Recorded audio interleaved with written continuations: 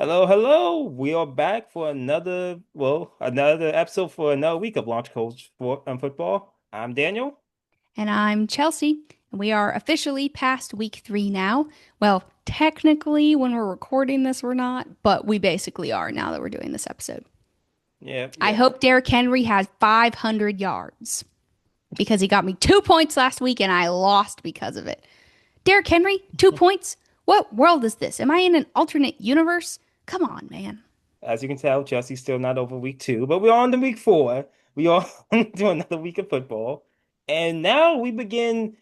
Well, I guess we technically don't begin, but it's now for the official launch off of the international series. Technically, week 1 had the Chiefs and Chargers, but we're just gonna skip that because I said this. But we have the beginning of the series, which is Minnesota and Pittsburgh, which, yeah, that's gonna be an interesting game in terms of just defensively. They still don't, I still Is think that, McCarthy going to be back for that? I don't think he is. I think they're still gonna go with Wentz. And honestly, Wentz is right now look like the better quarterback out of the two, so I'm okay with that. But yeah, I think Chelsea is gonna be a defensive matchup. I can see a couple fireworks a little just for the fact that I'm still not that passionate about the Steelers defense at this moment. I know they just won, they forced 5 turnovers, but I'm still worried about them. And I just don't think defenses really travel that well internationally. I don't think the traveling and stuff that when they had to change up the entire schedule like that, I mean, the it's gonna Steelers be are going to difficult. have to contend with Isaiah Rodgers. So, Yeah, who just had 99.9 PFF rating, which is yeah, crazy. He used to be on the Colts, and I'll tell you, he was terrible. So thanks a lot. well, Chelsea's also now not over last year's Colts team as well as week He two. was terrible with us, and now he's good. That's the worst, dude. Uh, you know what? I can't tell you how that feels because usually when people leave Pittsburgh, they usually don't play as well. It's That's some, true. I mean, it's something in the Pittsburgh is one water. of those like cream of the crop, historically good franchises. So I guess you wouldn't understand like us non-cream of the crop franchises. But anyway, my first game of the week I'm going to highlight is Packers Cowboys. I expect, okay, this game is either going to go one of two ways. Either it's going to be a shootout, though it may not be now that CD Lamb is out, what, 4 to 6 weeks with an ankle injury? They might put them on Tough. IR. They Yeah, might, tough. yeah. But assuming that the offenses can still score points because they're kind of even now. No CD, no Jaden Reed. So they're kind of even now. I could see this either being a shootout and there being no defense, or I could see the Cowboys getting spanked. Those are the two options. I'll say the Cowboys gonna get spanked just for the fact Because that I do think the Packers have one of the best defenses in the league right now. So in it's large either part going to because be a of Michael shootout Parsons. or Dak is going to put up 5 points in fantasy. They have one of the best defenses in the league, in large part because of a new edge rusher they got just before the start of the season. Not that we would know anything about that, though. No, not that. Not one of us selected the Cowboys to make a wild card team before the season. And you know that that will be the biggest headline, right? Because you know it's Micah going back to Dallas, and you know all of Dallas is probably going to be like, "We hate you, but we miss you." You know, it's going to Oh, be very hypocritical. I think it's just the opposite. I think they're just gonna be begging, Really? please come back. Please, we love you. Be like, what if we sew you a right leg? Will you come back? What if we kick out Jerry? Let's tar and feather Jerry. Please What come if we just take AT&T Stadium and push it somewhere else? push it to Lambeau. Yeah. But yeah, I just Dallas just made Russell Wilson look like his old self, and he just made Caleb Williams look like the greatest quarterback the Bears has had since Sid Luckman in the World War II era. Whew. So yeah, I think even though the Packers they're not 100% healthy right now, and Love struggled against the Browns defense. Love is going to play the Packers defense, play the Alice Cowboys. Said, "Oh my goodness, this is." Homage to last week's episode or Tuesday's episode. The because the Cowboys have no defense, so they're now the Alice Cowboys on this podcast. He's going to look at that defense like, "Wow, well, I had to play Cleveland last week. This is awesome."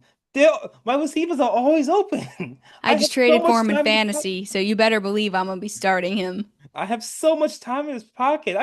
I can make a few phone calls. It's just like Like, Mom, how are you? Yeah, I'm in the pocket. Yeah, still in the pocket. Oh, wait, gotta go.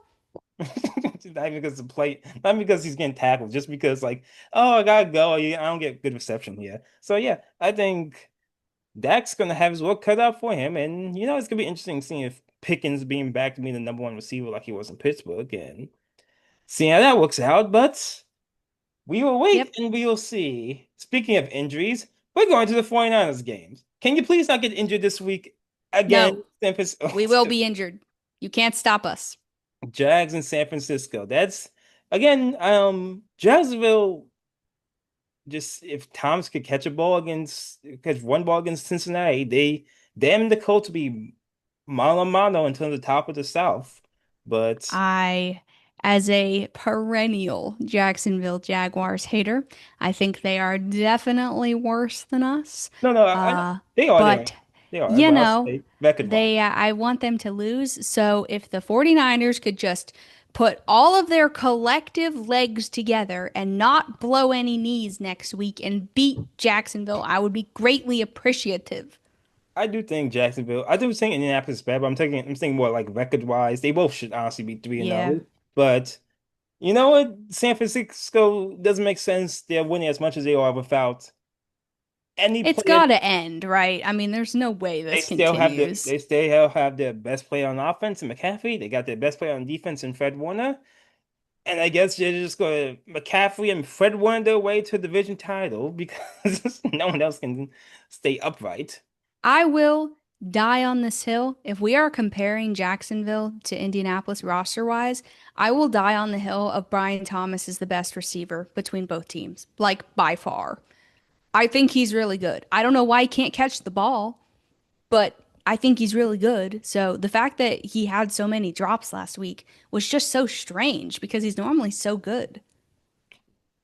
I've been hearing talks on the socials, just like Jacksonville socials, like how good is Thomas? Maybe Thomas is a little overrated. I don't.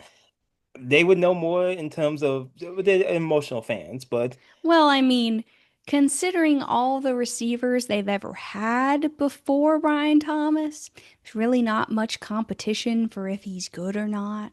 So, I well, mean, I don't even oh, know if Jacksonville fans would really know that much about that. oh, I'm gonna push back on that. I'm gonna show my age. Jimmy Smith was a beast. Jimmy Smith, Keenan McCardell back in the I'm talking late 90s. about post 2000.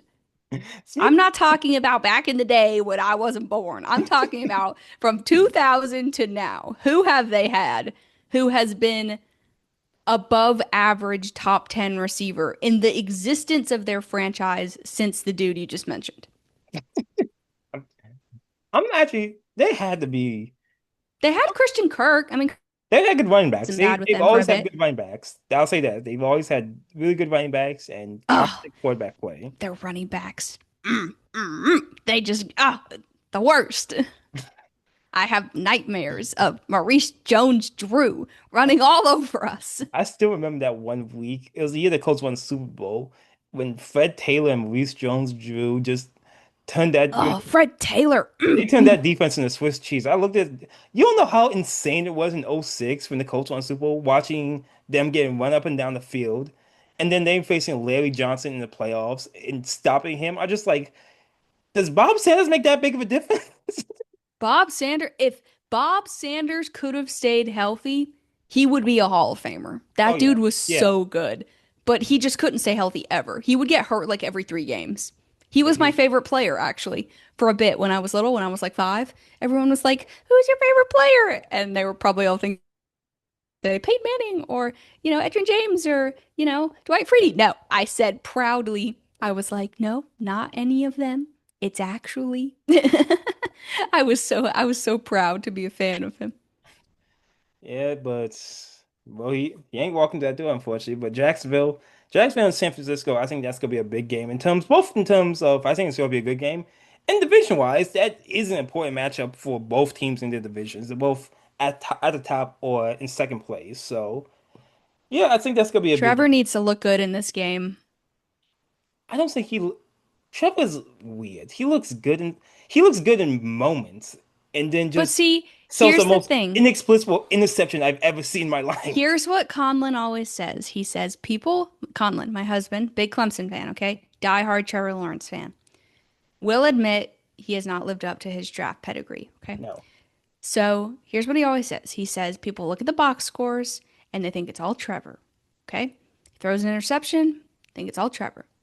He's like, literally, two-thirds of his interceptions are dudes dropping the ball and it getting picked off. And that happened last week. Like when he had, or in the first 2 weeks, like when he had a turnover, at least one was because it bounced off of a dude who couldn't catch the ball.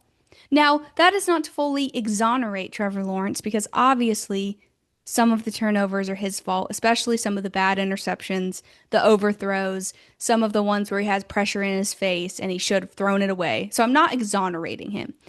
But honestly, he's probably one of the only players in the league who the box score really doesn't tell the whole story. He has like 7 drops a game. That is crazy. No, that's fair because they have some Butterfingers out in Jacksonville, but I know. They need to like take Jacksonville and push it somewhere else because that franchise just is terrible at developing talent. they need Jimmy Smith. Evidently. My I bad. probably do know who that is. It's probably just in the recesses of my Yeah. mind You, somewhere. I was young when he was playing, so I know like you were And probably you're older than me, yeah, so that means you're I an was like embryo. 1 probably. Okay, but yeah, so it's another division match. Well, I guess technically it's not a division matchup, but a matchup everyone thinks is going to be a big time AFC matchup would be Ravens at the Chiefs. Oh boy, Yeah, this might get ugly. Chiefs need to show up to this game. Offense needs to show up. Defense hasn't really been that bad. Defense has held its own for the most part. At least last week they did. I mean, they were playing the Giants, but you got to start somewhere. Offense needs to show up. They need to have some dudes show up and catch some balls and run some good routes, and they need to win this game because their schedule does not get any easier. And if you want to catch Baltimore, you probably want to catch them at the beginning of the season rather than the end when they've played everyone and they're all warmed up and they know exactly how they're going to face you. I expect Baltimore to look great in this game because Baltimore looks great every week. Yeah, this is ultimately going to come down to the Chiefs' offense. It's probably going to be a shootout. The Chiefs have a good defense, but Baltimore is just so good on offense that the Chiefs are probably going to have to outscore the Ravens to win this game, which means they are going to need their position players to show up. The Chiefs, if this becomes a show, then Chiefs don't have a shot. They cannot score with Baltimore at this point. They get down 2 or 3 scores, they're cooked. And so that's why I think the biggest thing with Baltimore is just like how good is this defense? Josh Allen tore them to pieces in week one. They look better against Cleveland, but that's not saying much. We're going to see how Jared Goff and the Lions do against them. But it's I don't know. Like, I just don't see any way that the Chiefs can win this game if this goes into like a 28-31 type of game. The only way Chiefs are gonna win these games if they keep the score 24 under. And I don't see that happening with Derrick Henry, Lamar Jackson this early in the season. Even with likely still out, they still have enough talent on that offense that they can run up the score on them. And you definitely know that Baltimore wants to run up the score on them. This is a personal matchup for Baltimore. They want to send a clear message that you don't have a shot against us come December and January. So the only way Chiefs win if it's like a 24-20 game, a 23-21 game. If this game go beyond 27 points, I think Baltimore wins this game easily. I mean, Derrick Henry could probably beat the Chiefs single-handedly. Derrick That's how Henry, good he's been, except in week 2. But outside of that, he's been great. uh, So if Bro gets 150 rushing yards on the ground, 3 touchdowns, I dare say the Chiefs are cooked. Honestly, the Chiefs might already be cooked, that's only having 1 win at this point. But it's still Patrick Mahomes. They still have talent. They're still, a perennial playoff team since he's, come into his own. So I'm not counting them out until it gets real bad because they're the kind of team that could just suck it up the first 3 weeks and then play really good teams the next 5, 6 weeks and get 5 wins. because if they catch on fire, they can beat anyone, Yeah. even with no receivers, because Mahomes elevates everyone. So I'll be interested to see. They need a win bad. They got their win against the Giants. It was ugly, but they got it. So they have their win, but they need to get to 500 fast. Well, another team that I think needs to win bad is the Rams, who are playing actually Chelsea's undefeated Colts. And the Rams just need to start, they just need to keep up with the Joneses right now. Seattle's has 2 wins. Um, the 49ers at the moment they're undefeated. The Rams had the game against Philadelphia in week 3, and the kicker and the special teams just completely fell apart at the end.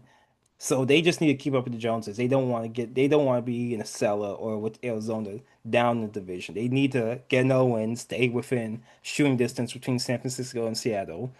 And Indianapolis, I would say, even though they don't need this, they also want to establish themselves as the top seed or one of the top teams in the AFC is in this early season at this moment. They have they have them and the Bills are the two last undefeated teams. No, I'm sorry, them, the Bills, and the Chargers. They are the undefeated teams right now. Those are the teams that they will be vying for the number one seed, home field advantage throughout the playoffs. And it's going to be interesting seeing how they can able to they're going to be able to compete. This was probably their best team they faced early so far in the early season. I would say it'd be the Rams. I So agree. I mean, I thought the Broncos at first, but their defense just didn't look good. I still have a question about Bo Nix with the Broncos. I like people are very hype on Bo Nix, but he was decent last year, but I didn't think he was that spectacular. This year he is I was more scared of their defense in that game, not so much their offense. no, but that's what I'm And we saying. went after Pat Surtain in that game. I was shocked. Yeah, that's what I'm saying. Like I'm more worried about the Broncos cis team than just Bo Nix beating me. I'm not worried about Bo Nix beating me at all. I say that at some point the Steelers will give 5 touchdowns to Bo Nix, but that's another thing. But no, it's gonna be interesting seeing the Colts against probably the best team they're gonna face into at least Probably so the far best defense. this early season. How does that offense can that 2005 Peyton Manning, Edwin James offense with Daniel Jones and Jonathan Taylor. How does that fare against a much better defense than they faced? So, well, I'm not gonna say much better than the Broncos, but a really good defense at this An point. underrated defense for sure. I think that this is probably our toughest game so far. You had asked me before the Broncos game, I probably would have said the Broncos over the Rams because I was not that high on the Rams when the year started. As you guys remember, if you listened to some previous episodes, the Rams defense, they have a good defense and they have Puka Nacua, who is a very good receiver. We're not going to have Kenny Moore in this game. He suffered an injury. He's going to be out a week or two, probably. I think he suffered an ankle injury. So it's probably going to be Chartavius Ward on Puka Nacua, which, I mean, I feel relatively good about. Chartavius Ward is still pretty good. Um, it would not surprise me if this was our first loss, especially since it's in LA. Wouldn't shock me. And it's at 425, so it's not only on the other side of the country, it's also in a weird time slot as well. But I'll tell you what, if we come into this game and we win this game, I'm going to be very impressed. Like if Daniel Yeah. Jones keeps looking like Daniel Jones and if Jonathan Taylor has 125 yards, 2 touchdowns on the ground, I'm going to be very impressed. We are not going to have Alec Pierce, more likely than not. He suffered a concussion against the Titans, and he's our best deep threat. So that's another reason why it wouldn't shock me if we were not able to beat the Rams. I think to beat them, we're going to have to outscore them. And we're going to need Adonai Mitchell to show up. He's going to be the one who's going to be getting snaps in place of Alec Pierce if he doesn't play. We're going to need him to show up. Need a big game from Tyler Warren. Need a big game from Jonathan Taylor. But we'll see. I'm excited, but hesitant. It would not shock me if we didn't win this game. You're cautious. You keep it in. You're trying Trying to. to keep my expectations low so when they're amazingly exceeded, I feel awesome. One team just keeping that only has high expectations are last year's Super Bowl champs, and they're going against, in my opinion, one of the 5 best quarterbacks in football and arguably the league MVP in Tampa Bay, in Baker and Tampa Bay. This is going to be a fun game because I do think these are the 2 best teams in the NFC at the moment. I do think the Eagles just look like they just they just look like they always find a way. They're just run no matter what they're going to win.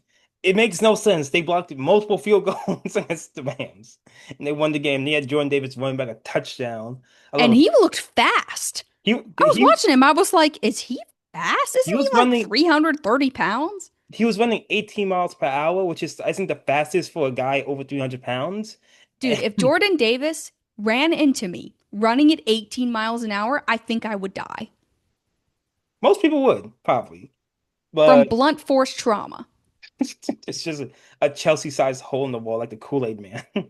Be like, where'd Chelsea go? Oh, she's fine.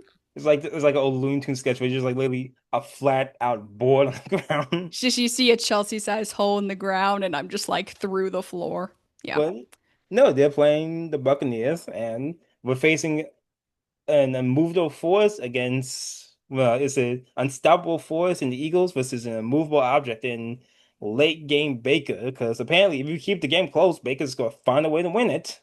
Let me ask you a question about the Bucks. If the Bucks had not come back in all three of these games, like say they had lost two of them on like scores at the end or something, would you feel the same way about Baker? Or is it just because he's looked so good in these three comebacks? Because let's be honest, they haven't blown anyone out. Baker's looked good, but they haven't blown anyone out. So if they were 2-1 or 1-2, would you feel the same way? Yes, and I have two reasons. A, this isn't like a new thing for Baker. Ever since I've seen him be great in Cleveland, and I've seen him be amazing his first 2 years in Tampa. So this is just who he is in terms of he's gonna put up numbers, he's gonna put up stats, he's gonna look really good at times, and then at times he's gonna look like a guy who got cut from the Panthers. But I also think I wouldn't shade their opponents as well.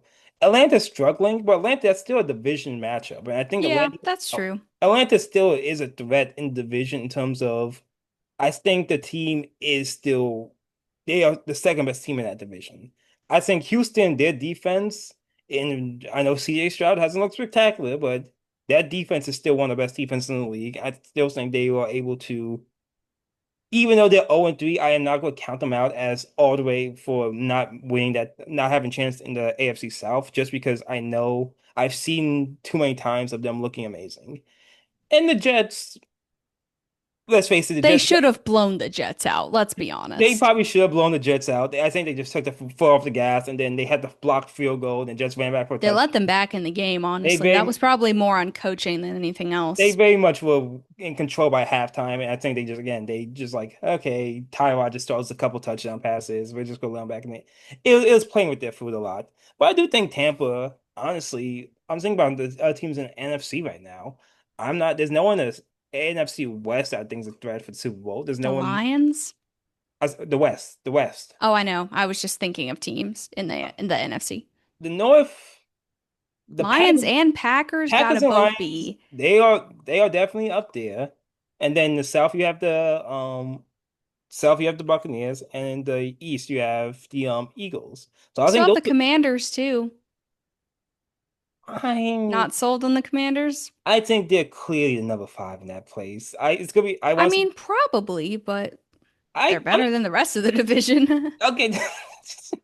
That's not saying much. But like yeah, they're better than the Cowboys and Giants. Yay! Yay! But no, I think. Cries tears. Sees Cam Scatabo run through walls. See, That dude is a dog, though. no, he's He awesome. is awesome. Yeah, I thought when Tyrone got injured, like, oh man, and like Cam actually like, oh, okay then. Yeah, no, I watched him in college. He's a dog. But no, I think this game's going to be good. This could go either way, I think. I think this could be a defensive game or it could be an offensive game. I will be very interested to see what happens if the Bucks get out to a big league and it forces Jalen Hurts to throw the ball. Not Well, that Jalen Hurts is a bad passer. We've already established he's not. But let's be honest. Has he thrown a passing touchdown this year? Through 2 weeks, he had not thrown a passing touchdown. Did he? I think he threw one last week to he's the one that Brown. he said, yeah, Yeah. Brown had a big game. But He, yeah, let's be honest. The vast majority of his touchdowns this year have been cheapies. on the tush push, and the vast majority of the tush pushes should be called for false start because people keep Uh, moving prematurely. they actually called that in Well, week they missed one last week. I think they yeah. got one last week, but they They missed another one. yeah, I think after they missed that one, they said, okay, we will have to really Yeah. analyze this. But Yeah. So I give I'll be interested to see. I think this could be a really good game. I give Hutch credit that like he was down against the Rams and he did kind of throw them back in the game. That's true. People like to hate on him that he's not a good passer. I won't say he's not a good passer.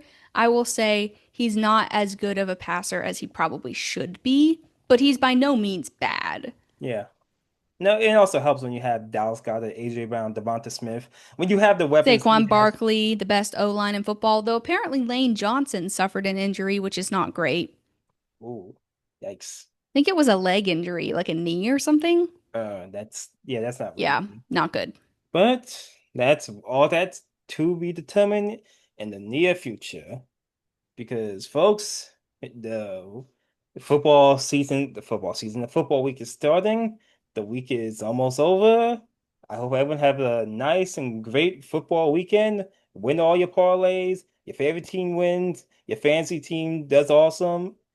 And And it's this not 100 degrees outside. and it's not 100 degrees outside. Thank you, Chelsea. Now hit them with the plugs. All right, thanks for listening, guys. Tune back in on Tuesday as we recap week 4.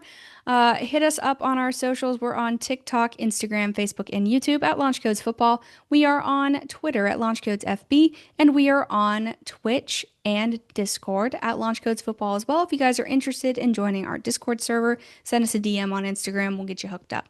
My name is Chelsea. My name's Daniel. We'll see you next week. Happy week 4. Happy week 4, everyone.